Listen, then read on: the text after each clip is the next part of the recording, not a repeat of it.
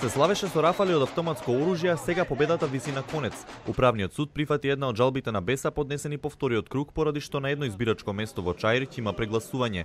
Образложението на судот е дека повторувањето на гласањето на местото 2901 би можело да влијае врз изборниот резултат, поради што е доведена во прашање победата на кандидатот на ДУИ Висар Ганију со разлика од 209 гласови наспроти Зекирија Ибрахими од Беса. На избирачкото место кое се наоѓа во училиштето Иднина се запишани 719 гласачи, а од нив во вториот круг гласале 278, околу 100 помалку од првиот круг.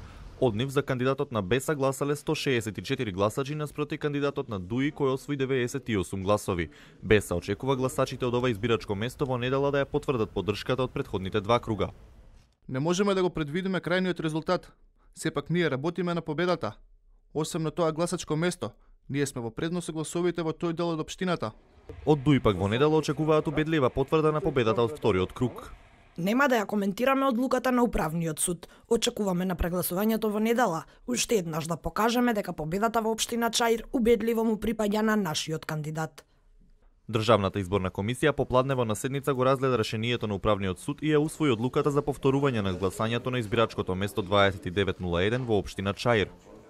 Во извештајот на невладината Мост, која ги наблюдуваше изборите, во вториот круг нотираше неправилности токму на гласачкото место 2901, каде едно лице гласало без претходно да биде проверено во избирачкиот список. По гласањето се увидело дека лицето е запишано во избирачкиот список на соседното гласачко место.